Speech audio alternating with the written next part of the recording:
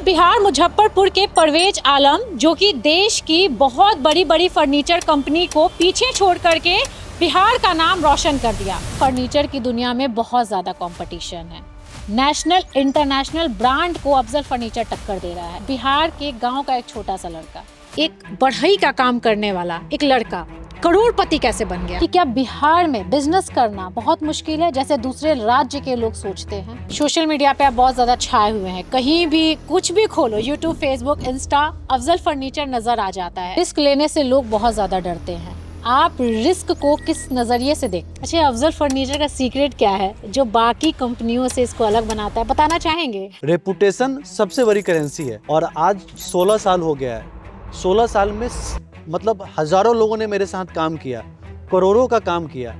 एक बंदा भी कोई नहीं आके कह सकता है कि परवेज जी ने मेरा 100 रुपया मेरे टाइम से नहीं दिया होगा। हमारे इन्वायरमेंट में क्या पढ़ाई होता है कि व्यापार में आप ईमानदार रहेंगे तो व्यापार आपका नहीं चलेगा। आपको झूठ बोलना पड़ेगा, बेईमान पढ़ना पड़ेगा कि बड़ा व्यापार, लंबा व्यापार, पुश्तों तक व्यापार वही चलता है जो सच्चा होता है, ईमानदार होता है। मैं कोशिश करता हूँ कि जो ब्रांड है उससे बढ़िया प्रोडक्ट उससे कम दाम में लोगों को कैसे दे सकते। तो आपने अभी तक बिहार के कितने युवाओं को रोजगार दिया और आपका लक्ष्य क्या है? मेरा सपना है कि कम से कम 10,000 लोगों को इनडायरेक्टली नहीं डायरेक्टली अपनी कंपनी में काम। कई राज्यों से हम लोग अभी बहुत पीछे हैं, कर सकते हैं।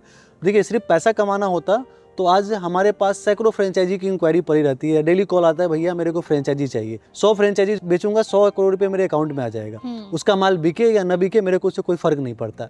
मेरा तो 100 करोड़ आ गया ना अकाउंट में, बट पैसा कमाना मेरा ऑब्जेक्टिव नहीं है। मेरा ऑब्जेक्टिव क्या होता है कि अगर उसका नहीं बिका तो उसका दिल दुखेगा, और किसी का दिल दुखा हुआ पैसा मेरे को नहीं चाहिए। जो नए बिजनेसमैन है उनको अपने सफलता का मंत्र बताइए। जैसे सोशल मीडिया पे सारी चीजों पे जो हम लोग देखते हैं, तो ये लगता है कि हम व्यापार में जाएंगे, लग्जरी लाइफ होगा, एकदम गाड़ी घोड़ा। असफलता का सबसे बड़ा दुश्मन किसको मानते हैं? देखिए, इसका सबसे बड़ा दुश्मन मुझे लगता है प्रोक्रास्टिनेशन है। चीज़ों को टालना है, हर काम को बाद में कर लेंगे। मैंने उस दिन जीवन में डिसीजन लिया था, पैसे चाहे कम कमा लो लेकिन परिवार को वक्त हमेशा दूंगा। बिहार में अच्छी चीजें, सबसे अच्छी चीजें क्या लगती है? तो वहाँ 9 to 5 मेहनत हो रहा था, यहाँ जितने देर आंख बंद है उतनी देर मेहनत नहीं है। अफजल फर्नीचर पे बहुत ज्यादा भरोसा करने लगे हैं, तो आप ईमानदारी और एथिक्स को कितना प्राथमिकता देते हैं? रेपुटेशन सबसे बड़ी करेंसी है। जीवन में कई बार मेरे साथ ऐसा हुआ है कि मेरे अकाउंट में पैसा नहीं रहा, लेकिन मैंने कभी रेपुटेशन को कम नहीं होने दिया। कुल 10 साल के बाद आपको उद्योग के क्षेत्र में और बहुत सारे क्षेत्र में आपको एकदम नया बिहार दिखेगा।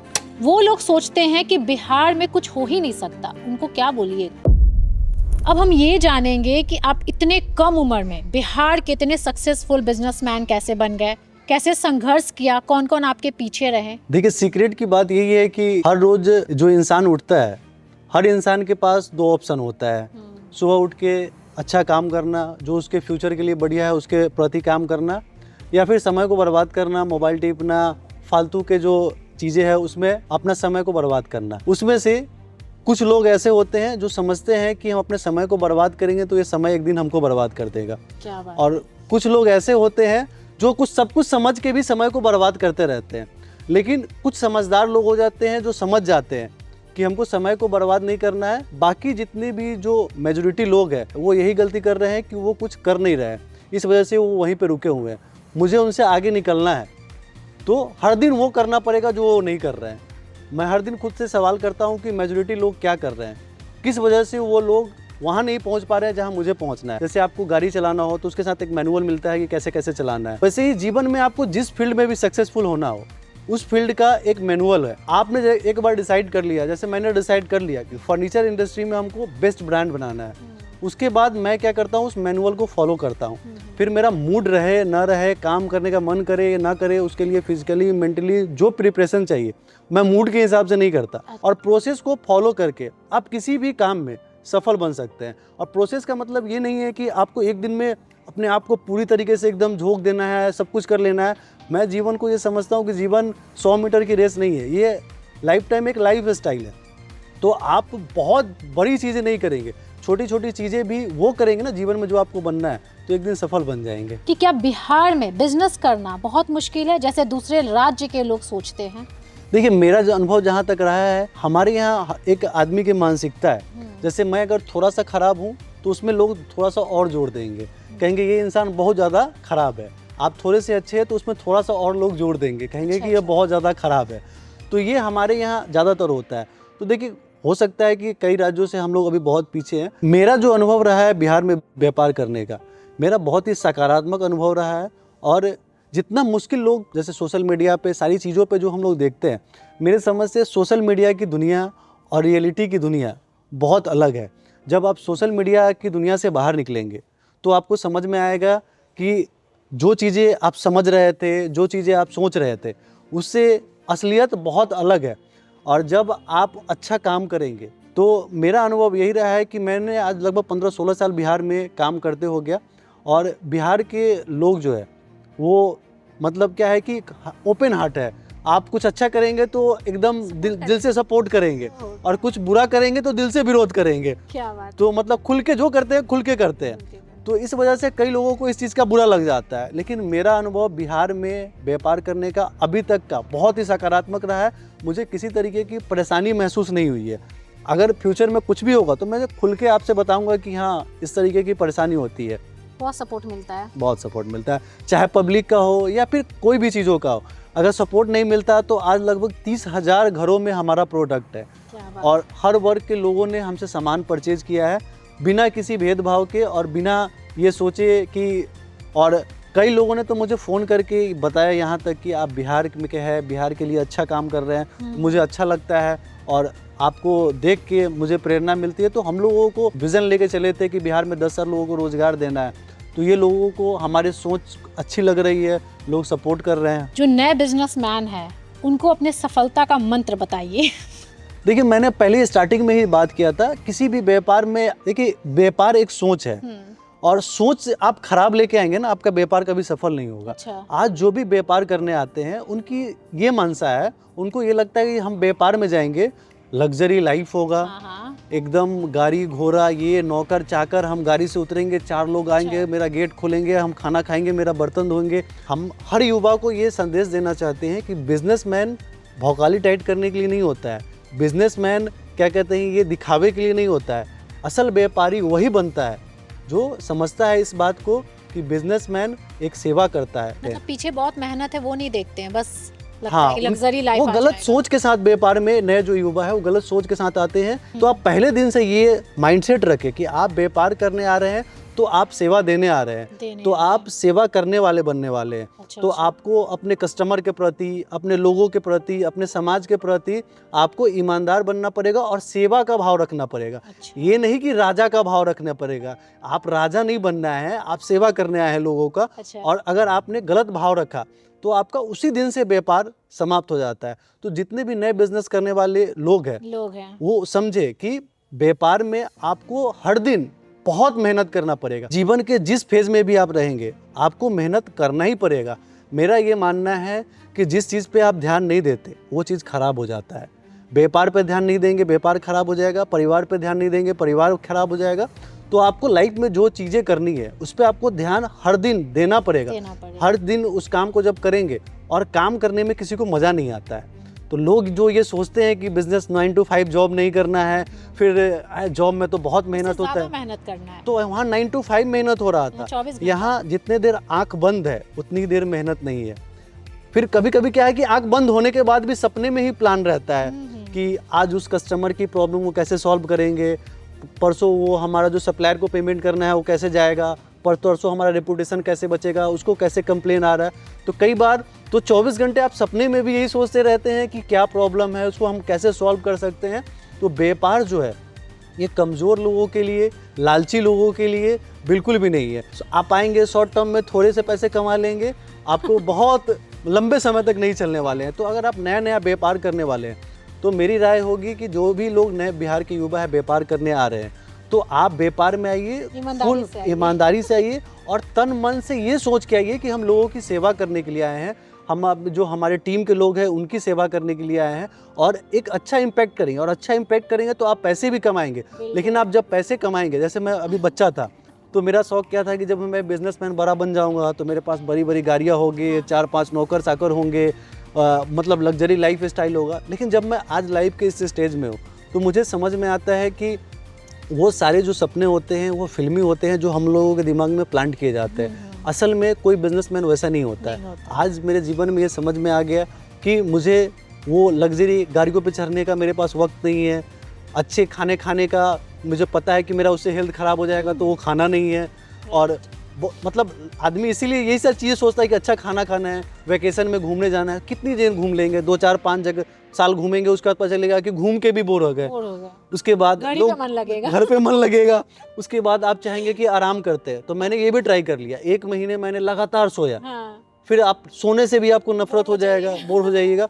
तो एट द एंड आपको समझ में यही आएगा, जो मुझे समझ में आया, मुझे रियलाइज हुआ कि मज़ा तो काम में ही है और मेहनत में ही है। राइट। जितने दिन आप काम करते रहेंगे, मेहनत करते रहेंगे, उस आप सेल्फ सेटिस्फाइड होंगे और वो सेल्फ सेटिस्फाइड आपको इनर पीस देगा। और वो इनर पीस आप लाइफ में, कहते हैं ना कि वो सक्सेस क्या है, आज आपका सेल 5 लाख होगा, कल 10 लाख होगा, हो सकता है कल नहीं होगा।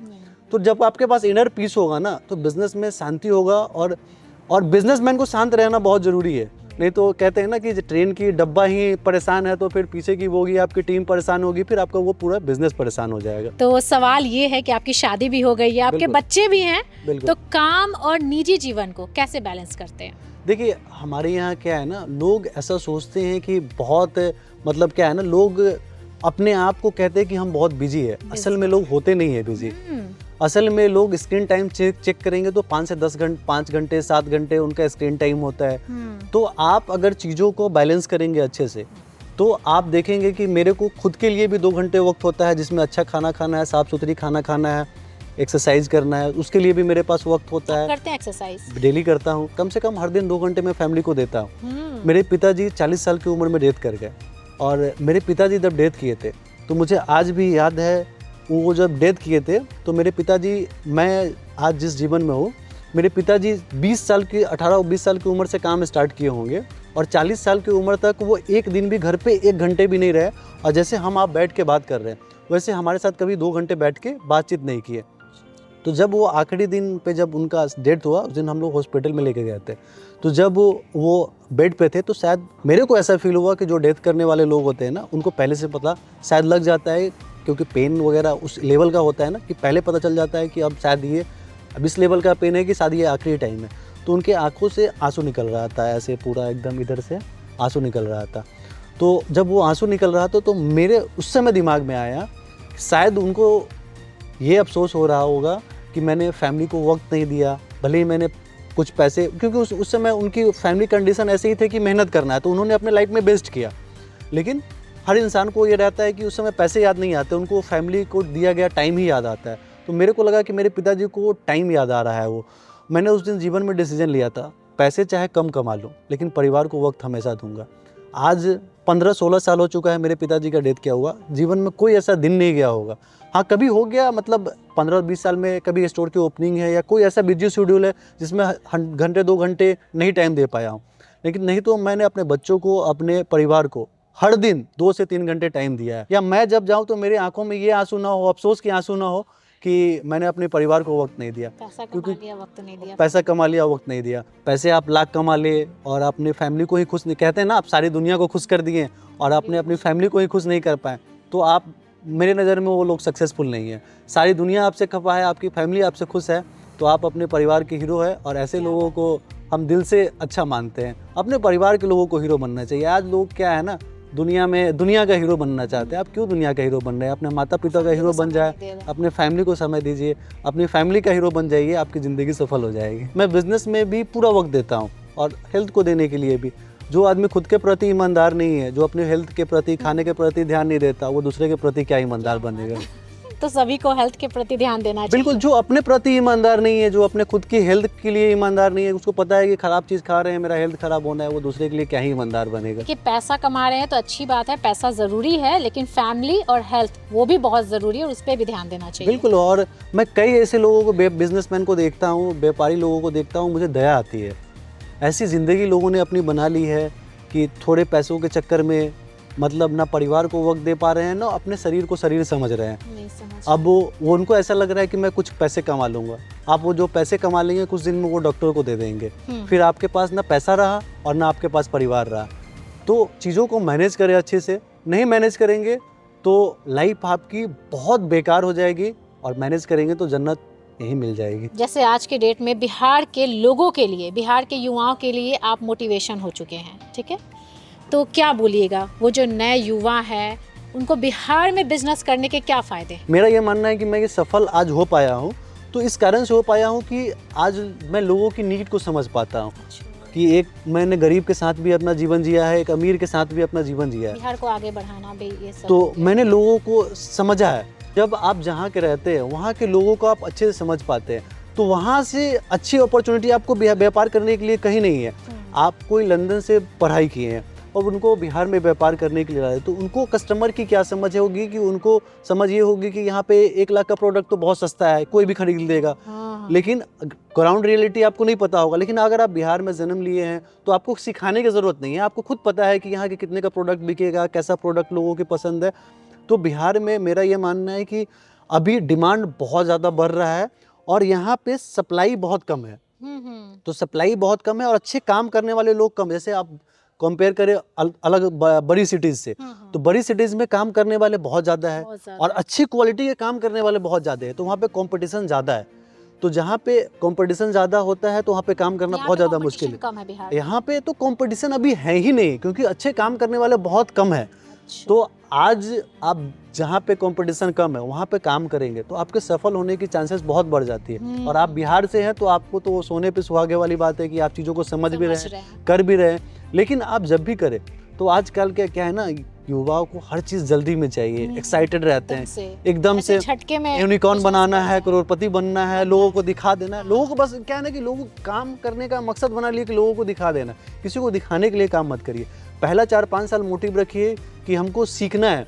कोई भी देखिए व्यापार कोई भी जो बड़ा बनता है वो पैसे से नहीं बड़ा बनता है, व्यापार बड़ा बनता है आपकी समझ से। आज मार्केट में इतने सारे कंपटीशन आ गए हैं, मैं आगे इसका भी उत्तर दूंगा, लेकिन अभी यहाँ पे ख़त्म करता हूँ कि आप चीज़ों को छोटे से स्टार्ट करें ताकि आप समझ पाएं। मतलब कम अमाउंट, कम इन्वेस्ट। पहले आप समझे क्योंकि आपकी सीख ही सबसे बड़ी पूंजी है, एक्सपीरियंस ही सबसे बड़ी पूंजी है। आपका पूंजी लॉस हो सकता है लेकिन आपने जो जीवन में सीखा है, जो एक्सपीरियंस लिया है, वो आपको कभी भी इनकैश हो सकता है। जैसे कई ऐसे युवा हैं ना जो 20 लाख 50 लाख लगा देते हैं बिजनेस में और वो डूब जाता है, तो उनको क्या बोलिएगा? मेरा खुद का जब मैं नया व्यापार में आया था तो मैंने 20-30 लाख रुपए अपना डुबाया है। एक्साइटमेंट में क्या है ना कि लोगों को लगता है कि ज़्यादा पैसे लगाएंगे। देखिए बिजनेस पैसे से नहीं चलता है, मैं आपको क्लियर बता रहा हूँ। बिजनेस चलता है एक्सपीरियंस से, कस्टमर की नीड समझने से, आपके बिजनेस की सही एजुकेशन। तो आप पहले एक्सपीरियंस ले, एजुकेटेड हो, और जब आपको लग जाए कि आप इतने परिपूर्ण हो गए हैं कि आपके पास इतनी समझ हो गई है कि चीज़ों को आप अच्छे कर सकते हैं, उसको ट्राई एंड टेस्टेड कर चुके हैं, तब ये फेज आता है कि आपको अपना कैपिटल इन्वेस्ट करना है जिसमें आप 100% श्योर है कि हाँ अब इस काम को हम ऊंचाइयों पे लेके जा सकते हैं। कई लोगों को भरोसा नहीं होता है ना कि एक बढ़ई का काम करने वाला एक लड़का करोड़पति कैसे बन गया। काम तो कोई छोटा बड़ा होता नहीं है और आजकल के लोगों को काम करने में बड़ा शर्म आता है। जैसे कोई मेरे यहाँ है, उनको कह दो सेल्समैन के ग्लास उठा दो तो उनको बड़ा शर्म आता है ये सब काम करने में। मैं आपको बताना चाहता हूँ, मैंने जब स्टार्टिंग किया था तो मेरा आरा मिल था, तो मैं 2 बंदे थे। मैं आपको स्टोरी सुनाता हूँ। तो 2 बंदे थे तो एक टेलर लकड़ी आता था, तो एक टेलर लकड़ी 100 CFT होता है और हम लोग 1000-2000 रुपये बचाने के लिए 2 बंदे से मिलके दिन भर में 100 CFT लकड़ी हम लोग, ट्रॉली होता है, खुद से करते थे हम लोग। क्या ट्रॉली पे खुद से 2 बंदे से चढ़ा के उसको हम लोग दिन भर में चीर देते थे ताकि हमारा 1000-2000 रुपया लेबर कॉस्ट। मतलब आपने हाथों से काम किए हैं? देखिए हाथों से काम किए हैं, इसीलिए देखिए मैं ये मानता हूँ कि जो व्यक्ति जीवन में काम नहीं किया है ना, वो कभी काम करने वालों की कदर नहीं करता। आपने कभी झाड़ू नहीं लगाया ना तो आपको पता नहीं चलेगा कि ये शोरूम में पूरे में झाड़ू लगाने में कितना मेहनत लगता है। तो मैं लोगों को दर्द समझ पाता हूँ इसीलिए क्योंकि मैंने वो काम खुद से किया है। तो आज मेरे भी जितने भी टीम मेंबर, मैं उनकी बहुत रिस्पेक्ट करता हूँ। अब ये कैमरामैन है बेचारे, अभी आधे घंटे से यहाँ से हाथ होल्ड किया है, तो मेरे को पता है 2 घंटे डंबल उठाने पे कितना मेहनत लगता है। तो मैंने दिन रात मेहनत करके 2-2 हज़ार 5-5 हज़ार रुपये कमा के फिर मैंने अपनी पूंजी को धीरे धीरे बढ़ाया, लकड़ी को चीर के। उसके बाद फिर वहाँ से हम लोगों ने पूंजी इकट्ठा करके तब फर्नीचर का काम शुरू किया था।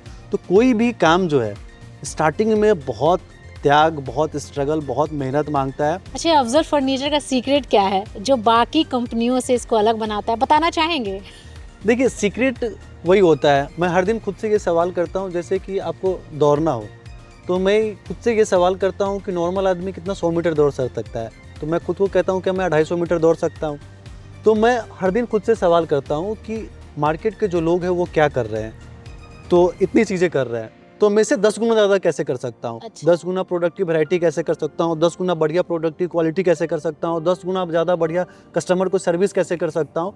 मैं मेहनत में बिलीव करता हूँ, मैं इतनी मेहनत कर दूंगा ना कि कोई मेरे साथ में मेहनत करने में न सके। देखिए बिहार में बहुत लोग फर्नीचर बेचते हैं, ठीक है, जगह जगह मोड़े मोड़ फर्नीचर का दुकान है।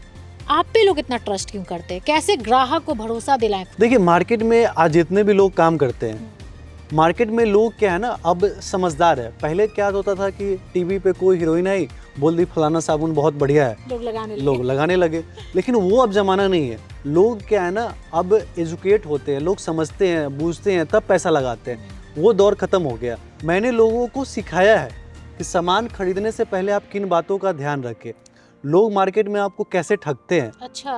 और जब ये आप करते हैं तो आपको पहले मेक श्योर होना पड़ता है कि आप ये गलती नहीं कर रहे हैं।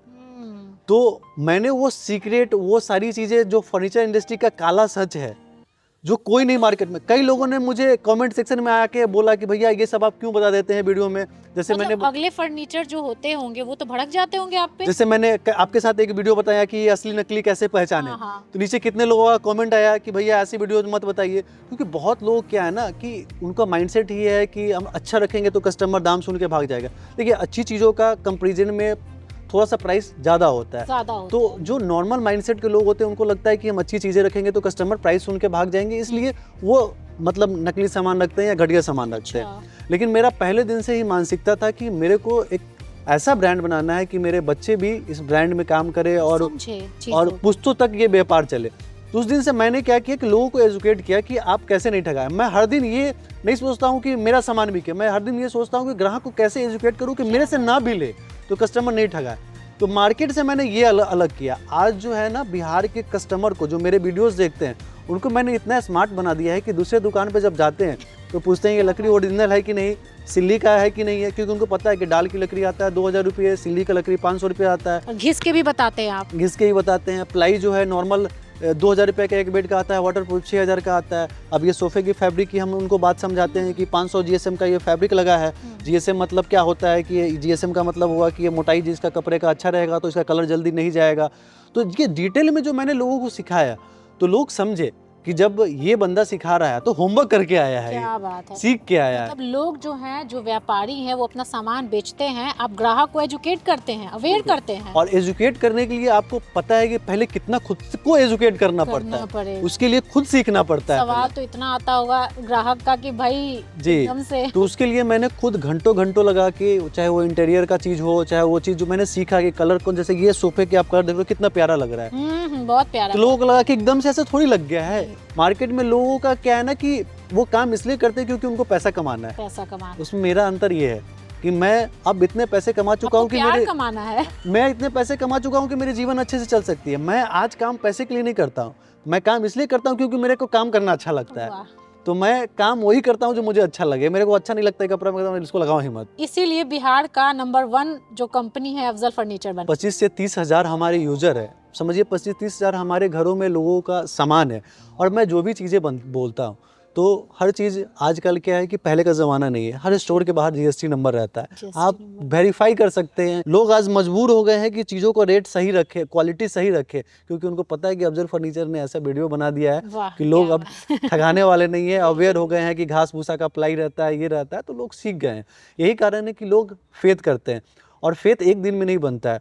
जब आपने सामान खरीदा और आज से पहले मैंने सैकड़ों लोगों को सामान बेचा है, उनको मैंने अगर सर्विस बढ़िया नहीं दिया रहता, उनको परेशान किया रहता, हैरेसमेंट किया रहता, तो वो लोग परेशान होते, तो ये विश्वास वहाँ टूट जाता। लेकिन हम लोगों ने वो विश्वास की कड़ी को बनाए रखा है, और ऐसी कड़ी को रखना चाहते हैं कि हमारे आने वाली पुश्तें भी वो कड़ी को बनाए रखें। अगला सवाल मेरा ये है, ये मेरा सवाल नहीं है, बिहार के बहुत लोगों का सवाल होगा कि पैसा सच में वाकई खुशी दे सकता है जीवन में? देखिए, अगर पैसा खुशी देता तो दुनिया के अमीर आदमी सुसाइड नहीं करते और उनके परिवार में कलश नहीं होता। पैसा अगर खुशी देता तो इतने जो लोग मरते हैं वो लोग मरते नहीं। पैसा अगर सब कुछ देता तो आज दुनिया में जो बड़े लोग हैं उनके साथ कोई प्रॉब्लम ही नहीं होता है। मेरे लिए पैसा सिर्फ एक नंबर है। जीवन में खुशी जो है आपको सही सूझबूझ और सही सीख और सही समझ से ही आता है। सब कुछ चला जाए फ़र्क नहीं पड़ता, मैं जिंदा हूँ काम करने के लिए, फिर से काम करूँगा और उससे बढ़िया अफजल फर्नीचर खड़ा कर दूंगा, क्योंकि उस समय मेरे पास एक्सपीरियंस नहीं था, सीख नहीं था, समझ नहीं था। आज मेरे पास पैसा नहीं रहेगा लेकिन सीख रहेगा, समझ रहेगा, एक्सपीरियंस रहेगा, उससे बढ़िया अफजल फर्नीचर बनाऊंगा। बिहार में बिजनेस कर रहे हैं, बहुत लोग का प्यार मिलता है आपको। बिहार में अच्छी चीज़ें, सबसे अच्छी चीज़ें क्या लगती है आपको? देखिए, बिहार में सबसे अच्छी चीज़ यही लगती है कि यहाँ के लोग बहुत प्यार करेंगे तो खुल के, और टकरार भी करेंगे तो खुल के। क्या बात, जो करेंगे जम के करेंगे, खुल के करेंगे। और एक बिहारी सौ पे भारी वाला है यहाँ पे। यहाँ के लोग बहुत ओपन हार्ट है और बहुत यहाँ पे कहते हैं ना कि सीधे लोग हैं, जो करेंगे दिल से करेंगे। और ये हम आपको इसलिए बोल पा रहे हैं क्योंकि हम बिहार में, मेरा पूरा आज 32 साल पूरा बचपन गुजर गया है। अच्छा। तो मैंने हर दिन आसपास के लोगों को देखा और ये महसूस किया है। मतलब पूरे बिहारियों को बढ़िया से समझते हैं। देखिए बिल्कुल, और नहीं समझेंगे तो इस दुनिया में आप अच्छा व्यापार कभी नहीं कर पाएंगे। नहीं कर पाएंगे। परवेज जी, असफलता का सबसे बड़ा दुश्मन किसको मानते हैं? देखिए, इसका सबसे बड़ा दुश्मन मुझे लगता है प्रोक्रास्टिनेशन है। चीज़ों को टालना है, हर काम को बाद में कर लेंगे, कल कर लेंगे। ज्ञान सब कुछ है, करना कुछ नहीं है। ये सवाल पर्सनली मेरा है कि अगर आपके पास अफजल फर्नीचर नहीं होता या आप इस फील्ड में नहीं आते फर्नीचर की दुनिया में, तो आप क्या करते? देखिए, मुझे लगता है कि जो आदमी व्यापार में कुछ अच्छा करते हैं वो क्या होते हैं ना, मेंटली और बॉडी और फिजिकली कुछ अलग होते हैं। हाँ। तो मैं ऐसा इंसान हूँ कि ये व्यापार नहीं करता तो कुछ और करता। मतलब व्यापार ही करते, नौकरी में IAS, IPS, क्योंकि- दरोगा, ये सब में नहीं जाते? क्योंकि अब मेरे को क्या है ना कि हर इंसान की अपनी टाइप होती है। तो मेरा टाइप ही यही है कि अपने को काम करना है, मेहनत करना है। ये करता है या कोई और करता है? बस बिजनेस करता है। बिजनेस करते हैं जिसमें मेहनत दिन रात हो और मेहनत के बदले रिवॉर्ड अच्छा हो। अच्छा, यानी बिजनेस ही करते हैं, चाहे फर्नीचर या फिर कुछ और। जैसे कभी एयरपोर्ट पे बैठे हैं तो दिमाग, हाँ ये बिजनेस कैसे चल रहा है, ये अरे कितना वाह। प्रॉफिट हो रहा है, कितना लॉस हो रहा है। तो जो बिजनेस करने वाले लोग होते हैं उनको हर जगह दिमाग में कुछ न कुछ ये सब चलते रहता है कि हाँ ये कभी रेस्टोरेंट में गए तो कितना फुटफॉल होगा, क्या होगा, कैसे प्रॉफिट हो रहा है। तो ये जो बिजनेसमैन आदमी होते हैं ना, वो रुकते नहीं है। बस वो एक नहीं काम करेंगे, कुछ और कर लेंगे, ये नहीं चलेगा कुछ और कर लेंगे। उनका वो बाई बॉर्न नहीं है, वो है कि बस जीवन जब तक जिंदा रहेगा आखिरी समय तक। फर्नीचर के अलावा भी कोई बिजनेस करना है क्या? देखिए, फर्नीचर के अलावा ये ऐसी इंडस्ट्री है ना, मेरे को लगता है कि मेरी 2-4 पुश्तें निकल जाएगी इस बिजनेस को। अभी इतना बड़ा चीज़ों को कर सकते हैं। मुझे लगता है कि जो आज जिस स्टेज, जिस लेवल पे हम लोग करना चाहते हैं वो अभी कर नहीं पाए हैं। ये इतनी बड़ी इंडस्ट्री है और इतना बड़ा कुछ किया जा सकता है। पैसा है क्या इस फील्ड में? देखिए, पैसा तो नो डाउट है ही, आप गूगल करेंगे तो आपको समझ में आएगा कि कितनी बड़ी इंडस्ट्री है। लेकिन उससे भी बड़ी बात है कि इस इंडस्ट्री में काम बहुत है, मेहनत बहुत है। तो आपकी पुश्त तो खप जाएगी इसमें काम करते करते। जैसे समय बदलता है ना, तो ग्राहकों की पसंद भी बदलती है, तो कैसे खुद को अपडेट करते हैं? देखिए, मैं हमेशा चेक करता हूँ कि ओवरऑल जो है पूरे इंडिया में या वर्ल्ड में क्या बेहतर डिज़ाइन चल रहा है, क्या बेहतर लेटेस्ट डिज़ाइन चल रहा है, लेटेस्ट फैब्रिक चल रहा है या लेटेस्ट कलर चल रहा है। अच्छा। और तब मैं कॉपी नहीं करता हूँ।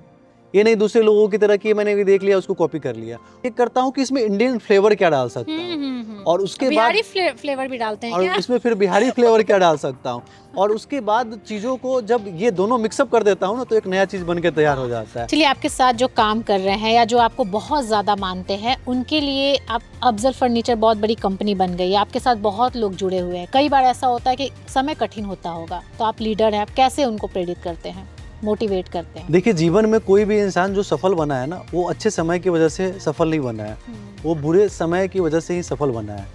और जब आप जीवन में जीरो से ग्रो किए रहते हैं ना, तो आप विपरीत समय से घबराते नहीं। आपको पता है होता है कि जब भी मैंने जीवन में एक्सपीरियंस किया है कि जब भी विपरीत समय आया तो जितनी बड़ी प्रॉब्लम होती है, तो मेरे जो मैनेजर है, मैं उनको बैठाता हूँ, बोलता हूँ कि अब ये बहुत बड़ा प्रॉब्लम आया है, देखना इसके बाद बहुत बड़ी अपॉर्चुनिटी आएगी। तो जब जीवन को आप अच्छे से रगड़े रहते हैं ना, तो आप ये प्रॉब्लम और समस्या से नहीं घबराते। और जब आप नहीं घबराते ना, तो आपकी टीम भी नहीं घबराती। बिल्कुल। हैरान, परेशान, घबराए जब आप जाते हैं तो सोचिए आपकी टीम की क्या होगी। मान के चलिए कि आपके कभी प्रॉब्लम आ गया, कुछ आ गया, तो आप ही परेशान हो गए, तो आपके साथ जो टीम मेंबर है तो वो तो 10 गुना ज़्यादा परेशान हो जाएगी, क्योंकि लीडर को देख के वो 100 गुना कंपाउंडिंग के साथ उनके पास वो पहुंचता है कि मैं परेशान हूँ, मैं दुखी हूँ। तो उनको लगेगा अरे अच्छे कंपनी में कुछ अच्छा नहीं हो रहा है क्या, शायद मेरा यहाँ पे फ्यूचर अच्छा नहीं है क्या। तो लोग ऐसा सोचने लगते हैं, का एनर्जी लो हो जाता है। बिल्कुल बिल्कुल। तो आप क्या है ना कि विपरीत समय से निकल के आप जब उभरे रहते हैं तो आप इतने स्ट्रांग होते हैं ना कि आपको छोटी छोटी प्रॉब्लमों से फ़र्क नहीं पड़ता और आप इतने मेंटली प्रिपेयर हो जाते हैं कि आप हर बार यही कहते हैं प्रॉब्लम आया है, सॉल्यूशन निकालेंगे और कुछ बड़ा निकल के इसमें से आएगा और बेहतर करें, और बेहतर निकल के इसमें से आएगा। जैसे बिहार में लोग आप पे बहुत ज़्यादा ट्रस्ट करने लगे, अफजल फर्नीचर पे बहुत ज़्यादा भरोसा करने लगे हैं, तो आप ईमानदारी और एथिक्स को कितना प्राथमिकता देते हैं? देखिए, आपका जो एसेट होता है ना, वो आपका पैसा नहीं होता है। आपका असल एसेट जो होता है वो आपकी नाम और आपकी इमेज होती है। आज अफजल फर्नीचर इतना बड़ा बना है, तो मैंने आप शुरुआत में जब व्यापार स्टार्ट किया था तो मेरे पास पैसे नहीं थे, लेकिन मेरे पे लोगों का भरोसा था। वो भरोसा करेंसी बना, लोगों ने मेरे पे पैसा दिया, लगाया, और आज 16 साल हो गया है। 16 साल में मतलब हज़ारों लोगों ने मेरे साथ काम किया, करोड़ों का काम किया। एक बंदा भी कोई नहीं आके कह सकता है कि परवेज जी ने मेरा 100 रुपया मेरे टाइम से नहीं दिया होगा। 16 साल के इतिहास में ये मेरी रेपुटेशन है। रेपुटेशन सबसे बड़ी करेंसी है। आप ईमानदार रहेंगे तो व्यापार आपका नहीं चलेगा, आपको झूठ बोलना पड़ेगा, बेईमान पड़ना पड़ेगा। कि बड़ा व्यापार, लंबा व्यापार, पुश्तों तक व्यापार वही चलता है जो सच्चा होता है, ईमानदार होता है। मैं अगर शीशम की बात कर रहा हूँ लकड़ी को, उसकी आम की लकड़ी को दूंगा, कितने दिन व्यापार कर लूँगा। मैं ये बात कर रहा हूँ कि 500 GSM की फैब्रिक है और 100 GSM की फैब्रिक हो, तो वो कितने दिन व्यापार चल जाएगा। यहाँ लोगों को कोई सिखाता नहीं, इसलिए हम लोग भी बचपन में थे तो ये सीखते थे कि झूठ बोलना पड़ेगा, तभी जाके व्यापार बड़ा होगा। फर्नीचर की दुनिया में बहुत ज़्यादा कंपटीशन है। नेशनल इंटरनेशनल ब्रांड को अफजल फर्नीचर टक्कर दे रहा है। बिहार के गांव का एक छोटा सा लड़का कैसे? देखिए, ये जो है ना, कस्टमर कभी भी ब्रांड नहीं खरीदता है। कस्टमर को हमेशा प्रोडक्ट चाहिए। कस्टमर एक बार हो सकता है कि आपका कस्टमर ने अगर 13,000 का सामान खरीदा है, एट द एंड 2 साल के बाद उसको समझ में नहीं आता कि ये हमको 15,000 के लायक प्रोडक्ट दिया है, तो वो आपका कस्टमर लॉयल कस्टमर नहीं बनता। हमने जैसे पहले बताया कि बिहार के साथ रहे, इनके लोगों के साथ रहे, तो बिहार के लोगों की हमने मानसिकता समझी, बिहार के लोगों की नीड समझा, और बिहार के लोगों की पसंद को समझा। और 34,500 के जो सेट लाया मैंने, आज आपको जान के खुशी होगी कि मैं ठहरा बिना पढ़ा लिखा आदमी, उतने मतलब हायर एजुकेशन नहीं लिया। आज इंडिया की बड़ी बड़ी जो फर्नीचर कंपनी है, वो हम लोगों के पैकेज या हम लोगों की जो आइडियाज़ है, उसको आज उनको कॉपी करने पे हम लोगों ने मजबूर कर दिया। आज उनको होर्डिंग लगाना पड़ता है, हमारा सेट इतने से स्टार्ट। तो हम लोगों को देख के ये खुशी होता है कि हम लोगों ने किसी को देख के जो आज सीखा था, आज उन लोगों को भी हम लोगों की आइडियाज़ को कॉपी करना पड़ रहा है या ट्रेंड को फॉलो करना पड़ रहा है। जो आपसे बहुत ज़्यादा एक्सपीरियंस है, उन लोगों को भी बहुत ज़्यादा एक्सपीरियंस है। और तो यही चीज़ है कि मैं ये मानता हूँ कि बहुत हर चीज़ का कुछ अच्छा होता है और कुछ बुरा होता है। बहुत बड़े जब स्केल पे आप चले जाते हैं तो आपको मैन्युफैक्चरिंग चेंज करना, कुछ नया चीज़ें लाना, क्योंकि वहाँ पे ऑनर नहीं होते हैं, तो बहुत जगहों पे आपको परमिशन लेना पड़ता है, वो बहुत कॉम्प्लिकेटेड चीज़ें हो जाती है।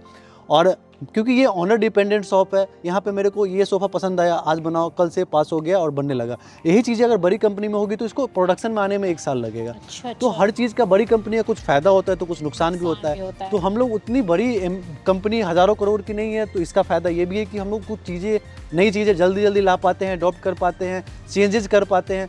बड़े ब्रांड को ये करना बहुत मुश्किल हो जाता है। तो आप जिस सोफे पे आज बैठ के हम लोग इंटरव्यू कर रहे हैं, ये बुकले फैब्रिक अभी बहुत ही ट्रेंडिंग फैब्रिक है। अभी इंटरनेशनल मार्केट चाहे नेशनल मार्केट में ये फैब्रिक बहुत चल रहा है। आपको बिहार के आज मुजफ्फरपुर जिले में बैठे हैं इस सोफे पे आप, मैं कोशिश करता हूँ कि जो ब्रांड है उससे बढ़िया प्रोडक्ट उससे कम दाम में लोगों को कैसे दे सकता हूँ, तभी तो मेरा 10 साल के बाद यूजर बनेगा। अफजल फर्नीचर का यूएसपी क्या है?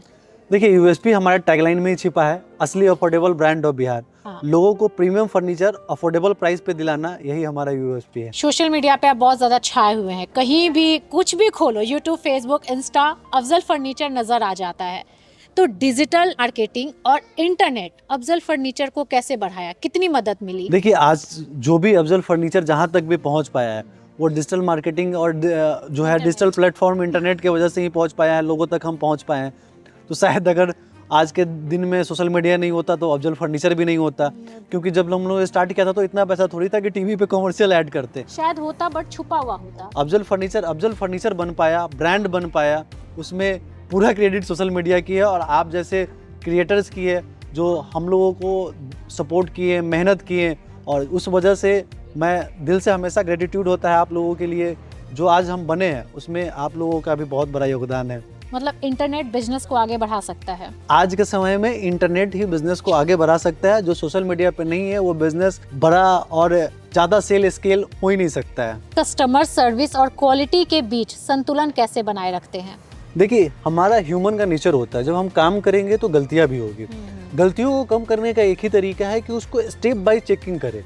जैसे कि प्रोडक्शन है हमारा, तो हर प्रोडक्शन के बाद, जैसे लकड़ी का प्रोडक्शन चिराई के बाद गया तो कारपेंट्री में, तो वहाँ पे एक आदमी बैठाया गया जो उसको चेक करेंगे। कारपेंट्री से फॉर्मिंग में गया तो वहाँ पे चेक करेंगे। फिर वहाँ से कहीं और गया, शोरूम पे आया तो शोरूम पे डिस्पैच से पहले शोरूम के मैनेजर है वो चेक करेंगे। जैसे कस्टमर को सर्विस देना है तो आप हमारे यहाँ से प्रोडक्ट खरीद के चले गए, तो उसके बाद भी हम लोगों ने उसमें लेयर्स बनाए हैं। जैसे आपको कोई शिकायत है तो आप पहले लेयर में हमारे जो प्रतिनिधि है वो आपको सेवा देने की कोशिश करेंगे, संतुष्ट करने की कोशिश करेंगे।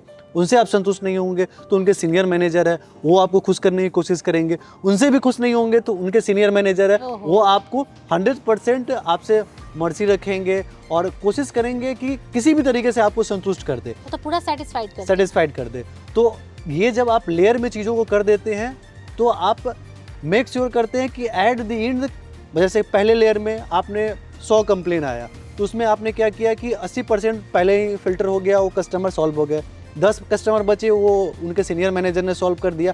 अब उसमें से 1-2 बच गए जो किसी से संतुष्ट नहीं हुए, तो वो कस्टमर को हमारे जो CFO है या हेड मैनेजर है वो उनसे पर्सनली मीटिंग करेंगे, ज़रूरत पड़ा तो उनके घर पे जाएंगे और उनको जैसे संतुष्ट करना है, रिप्लेस करना है, क्या चीज़ें हैं, क्या प्रॉब्लम है, अगर जेन्युइन है समझ के उसको संतुष्ट करने की कोशिश करेंगे। कि जितनी बार आप चीज़ों को चेक करेंगे उतनी ज़्यादा चीज़ें परफेक्ट होती जाएगी। जैसे अब बिहार के युवाओं को रोजगार देने की बात करते हैं, तो आपने अभी तक बिहार के कितने युवाओं को रोजगार दिया और आपका लक्ष्य क्या है? देखिए, मैंने जीवन में लक्ष्य बनाया है कि कम से कम 10,000 लोगों को रोजगार देंगे। अच्छा। और अभी लगभग हमको लगता है 400-500 लोग तो हम लोगों को डायरेक्टली काम करते हैं। वैसे इनडायरेक्टली बात करें तो बहुत सारी चीज़ें हम लोग आउटसोर्स करते हैं। तो वैसे बात करें तो हज़ारों लोगों को हमने अपनी कंपनी में और हम अपने जानने वाले लोगों की कंपनी में काम दिलवाया है। लेकिन मेरा सपना है कि कम से कम 10,000 लोगों को इनडायरेक्टली नहीं, डायरेक्टली अपनी कंपनी में काम दें। रिस्क लेने से लोग बहुत ज़्यादा डरते हैं, आप रिस्क को किस नज़रिए से देखते हैं? देखिए, रिस्क को लेकर के आजकल क्या है ना, इंस्टाग्राम और सोशल मीडिया पे लोगों ने एक अलग परसेप्शन बना दिया है कि रिस्क लेना बहुत अच्छी चीज़ है। लेकिन सच ये है कि मैं अपने जीवन में हमेशा ये अप्लाई करता हूँ कि जीवन में कभी रिस्क नहीं लेता हूँ। जीवन में मेरे समझ से रिस्क लेना सबसे बड़ी मूर्खई होता है, क्योंकि अगर आपके पास पैसे 100 रुपये है और आपने 1 लाख रुपए का काम कर लिया, अच्छा, तो फिर आपने अपने फ्यूचर, अपने परिवार के फ्यूचर और सारे लोगों का फ्यूचर दाव पे रख के आपने ऐसा काम किया है जो मेरे समझ से मूर्खता भरा है। दुनिया के जितने भी समझदार लोग हैं, जिनको मैंने समझा और मैं भी जो फॉलो करता हूँ, वो हमेशा कैलकुलेटेड रिस्क लेते हैं। रिस्क उतना ही लेते हैं, जैसे मेरे पास 100 रुपये भरा है तो 10 रुपये का काम करना है या 50 रुपये का काम करना है, उतना ही रिस्क लेते हैं जिस काम से उनको कोई फ़र्क नहीं पड़ता। जैसे ये मेरा सिस्टम चल रहा है, 4 शोरूम चल रहे हैं, नेक्स्ट मेरे को शोरूम खोलना है तो मैं उस शोरूम में उतना ही कैपिटल लगाऊंगा कि कल हो के वो शोरूम बंद भी हो जाए तो ऐसा ना हो कि मेरा उसके चक्कर में 4 शोरूम और जो चल रहा है वो भी बंद हो जाए। उनको 5वां शोरूम करना है तो ऐसा करेंगे कि इस सारा कैपिटल सारे को स्ट्रेच करके इतना पैसा लगा दिए कि कल हो के अगर वो बंद हुआ तो आपका ये जो 4 चल रहा था वो भी बंद हो जाएगा। तो ऐसी बेवकूफ़ी भरी रिस्क मैं नहीं लेता जीवन में, और मैं तो लोगों को बिल्कुल रिकमेंड नहीं करता। इतना हड़बड़ी क्या है जीवन में कुछ करने की, रिस्क लेने की? जीवन इतना आपको लंबा मिला है ना, आप अगर थोड़ा भी काम करेंगे ना बहुत दूर निकल जाएंगे, लेकिन काम करेंगे तब तो। आप तो चाहते हैं रिस्क ले कल करोड़पति बन जाए, तो वो कभी होने को है नहीं। चीज़ों को तो प्रोसेस होने में टाइम लगता है, तो वही चीज़ है। रिस्क लेने की बात वही लोग करते हैं जिन लोगों के मन में ये है कि हम आज लगाएंगे कल हम करोड़पति बन जाएंगे, तो ऐसा तो कोई प्रोसेस है नहीं। परवेज जी, आज के समय में बहुत नाम कमा लिए, बहुत पैसा कमा लिए, कोई आपका पसंदीदा किताब या कोई व्यक्ति जिससे आप प्रेरित हुए? देखिए, जीवन में मैं या कोई भी व्यक्ति जो सफल होता है ना, वो किसी एक व्यक्ति और एक परिस्थिति को के कारण कोई सफल नहीं होता है। जीवन में कोई भी सफल होता है तो उसके सफलता में सैकड़ों परिस्थितियाँ और सैकड़ों लोग जुड़े होते हैं। किसी एक का नाम कहना दूसरे लोगों के साथ नाइंसाफ़ी होगा। यूट्यूब पे बहुत सारे ऐसे लोग हैं जिनसे मैंने सीखा। मेरे साथ काम करने वाले बहुत सारे ऐसे लोग हैं जिनको मैंने बुरे समय पे मेरे साथ खड़े रहे, और बहुत ऐसे लोगों की वजह से ही आज हम यहाँ पे पहुँच पाए हैं। एक दुख का नाम बता दीजिए। देखिए, जैसे यहाँ पे हमारी इस कंपनी में है, हमारे जो स्टाफ मैनेजर साहब है, लालू जी हैं, बहुत सारे हमारे जो एम्प्लॉय है, वो आपको प्रेरणा देते हैं। वो आप हो या हम हो, जीवन में क्या है ना कि हर इंसान कभी फ्रस्ट्रेटेड हो जाता है, थक जाता है, तो ये क्या है, एक कंपनी ऑर्गेनाइजेशन गाड़ी की तरह होती है, तो ये चलता रहता है। तो मैं एक ड्राइवर हूँ, कभी कभी ड्राइवर फ्रस्ट्रेटेड भी हो जाता है, क्या कारण है जो छोड़ के नहीं जाते। तो उसका रीज़न ये है कि हम किसी को भी ऐसे ट्रीट नहीं करते कि वो हमारे स्टाफ है, नौकर है, उनके नौकर की तरह बात करें। स्टाफ छोड़ के नहीं जाते हैं? हमारे यहाँ मेरा 16 साल काम करने का, 16 साल से मैं इस कंपनी को चला रहा हूँ। 16 साल में मुश्किल से 2 4 5 10 आदमी ही छोड़ के, जो मतलब लेबर में जो काम करते हैं उनके अलावा जो मतलब मैनेजमेंट में जो लोग हैं, मुश्किल से 2 4 5 आदमी ही छोड़ के गए होंगे। मतलब कि जो आता है वो कभी छोड़ के नहीं जाता। उसका रीज़न यही है कि हम लोग जो है कभी भी उनको भाई की तरह ट्रीट करते हैं। इस वजह से उनको ये लगता है कि ये मेरी दुकान है और वो अपने भाई की दुकान की तरह काम करते हैं कि मेरे जो एम्प्लॉय है उनको सिर्फ सैलरी ना दे, उनके हक का पैसा दे, उनके हक की इज्जत दे। आज हमारे स्टाफ की जो सैलरी आप सुनेंगे तो आपको ताजुब होगा कि इतनी ज़्यादा सैलरी आप कैसे देते हैं। आज जो अच्छे कॉर्पोरेट कंपनी में जो लोगों की सैलरी मिलती है उससे 10 टाइम ज़्यादा हम लोग सैलरी देते हैं। यहाँ तक कि हमारे जो स्टोर के मैनेजर होते हैं उनकी लाखों में सैलरी होती है। वो इसलिए होती है क्योंकि मेरा ये मानना है कि ये स्टोर को हम नहीं चलाते, वो दिन रात मेहनत करते हैं और मेहनत जब करते हैं तो वो सिर्फ सैलरी के हकदार नहीं है। अगर मैं 100 रुपये कमा रहा हूँ तो 10 रुपये का उनका भी हक बनता है उसमें। तो मैं उनको सिर्फ सैलरी नहीं देता हूँ, उनके हक का हकनामा भी देता हूँ कि उनको ये एहसास ना हो कि मालिक खुद कमा के बहुत आगे बढ़ गए और ये खुद कार में चल रहे हैं और मेरे को ये क्या साइकिल से चढ़ा रहे हैं। तो मेरे यहाँ जो इस स्टोर के मैनेजर हैं थे, वो हमसे पहले बैठते थे, जैसे हम लोग काम नहीं चलता था तो वो कहते थे कि हमारी 3 बेटी है, पता नहीं कैसे शादी ब्याह होगा, ज़मीन उमीन बेचना पड़ेगा। अभी मिलते हैं फिर पूछते हैं क्या लालू जी, शादी हो गई अच्छे से? अभी शादी नहीं हुई है, पूछते हैं क्या लालू जी हाल चाल क्या चीज़, अब शादी ब्याह हो जाएगा ना? तो बोलते हैं हाँ तो अब तो 2 4 दूसरे की भी कर देंगे। तो ये खुशी होता है हम लोग कि हम लोग सिर्फ अपने लिए काम नहीं करते हैं, जिसका जो हक है उनको वो मिलना चाहिए। सिर्फ सैलरी ही नहीं, उसके हक का, तो सैलरी के अलावा भी हम लोग अलग से उनको इंसेंटिव कर देते हैं, उनका जीवन बेहतर बन सके और उनको फील नहीं हो कि मालिक बन गया और हम स्टाफ ही रह गए। देखिए, अच्छे मालिक की पहचान भी यही होती है कि उनके साथ कितने पुराने स्टाफ जुड़े हुए, कितने सालों से काम कर रहे स्टाफ जुड़े हुए हैं। जी, और हमारे साथ आज भी 40-50 ऐसे स्टाफ है जो 10 साल से ज़्यादा से जुड़े हुए हैं। अभी जो हमारे इस स्टोर के मैनेजर है लालू जी, वो बहुत पढ़े लिखे इंसान नहीं है, उनकी सैलरी लाखों में है। अब उनसे पढ़े लिखे जो स्टाफ है ना, MBA किए हुए, हमको पता है 30,000 में आ सकते हैं, लेकिन फिर भी मैं उनको लाखों रुपए सैलरी देता हूँ। तो लोग कई बार कहते हैं कि आप ये तो मूर्खता भरा डिसीजन है। तो मैं उनको ये कहता हूँ कि सैलरी उनको इस बात की नहीं मिल रही है कि उनके अंदर क्या योग्यता है, सैलरी उसकी इस बात की मिल रही है कि उन्होंने कितनी लॉयल्टी के साथ, कितनी ईमानदारी के साथ और कितना भरोसा किया मेरे पे। जब कोई भरोसा नहीं कर रहा था कि हम लोग इतने बड़े कंपनी बनेंगे, तब उन्होंने भरोसा किया। तो ये कीमत उनके भरोसे की है, विश्वास की है, पेशेंस की है, मेहनत की है। और जब हम बढ़े हैं तो मैंने तो वादा किया है कि हम बढ़ेंगे तो सब बढ़ेगा। हमारे जब भी कंपनी में आप घूमेंगे तो एक पॉजिटिव, सकारात्मक आपको लोगों से मिल के लगेगा और लगेगा खुश नजर आते हैं। तो यही कारण होता है कि उनको पता है कि ये बढ़ेंगे तो हमको कभी पीछे नहीं रहने देंगे। आज हमारे दर्शक को आपके दिल की बात सुनने को मिला, बहुत सवालों के जवाब मिले। जाते जाते अंतिम सवाल ये कि जो बिहार के लोग सोचते हैं, वो लोग सोचते हैं कि बिहार में कुछ हो ही नहीं सकता, उनको क्या बोलिए? जिनको लगता है कि बिहार में कुछ नहीं हो सकता है तो उनको बस इतना ही हम कहेंगे कि आप मेरे YouTube पे जाइए और मेरा सबसे पहला वीडियो देखिए, फिर चौथा वीडियो देखिए और आज का वीडियो देखिए। फिर आपको समझ में आएगा कि बिहार में क्या हो सकता है और बिना पैसे के, मेहनत के दम पे क्या हो सकता है। बिहार में मेहनत करके बिजनेसमैन करोड़पति बन सकता है।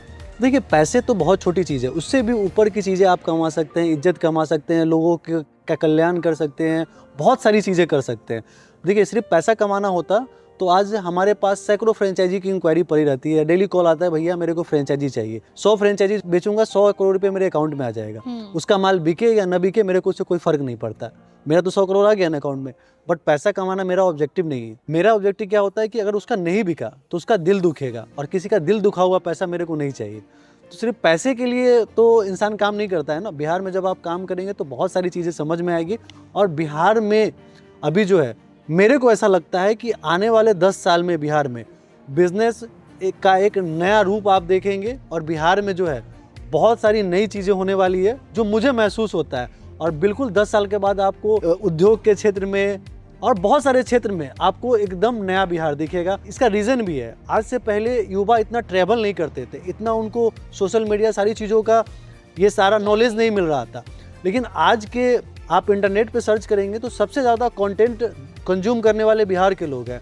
तो आज के ये जो कंज्यूमर है, ये जो कंज्यूम कर रहे हैं, ये बदलता हुआ बिहार बनाएंगे। बदलता हुआ बिहार में परवेज जी भी पार्टिसिपेट कर रहे हैं। दोस्तों, ये क्रांति लाए हैं फर्नीचर की दुनिया में। आज इन्होंने बहुत सारे सवालों का जवाब दिया और वो सवाल मेरा नहीं था, वो सवाल आप लोगों का था। दोस्तों, देश दुनिया में नाम कमा रहे परवेज जी अफजल फर्नीचर के मालिक, और आज हमने इनका इंटरव्यू लिया, बहुत सारे सवाल किए। आप भी इनके सवालों के जवाब से बहुत सेटिस्फाइड हुए होंगे, बहुत कुछ सीखे होंगे। बाकी में अपनी राय कमेंट बॉक्स में रखिएगा। अगर आपके पास भी इनके लिए कुछ सवाल है तो कमेंट में आप पूछ सकते हैं, जवाब आपको प्रॉपर तरीके से मिलेगा। बाकी में वीडियो शेयर कीजिएगा। नमस्कार।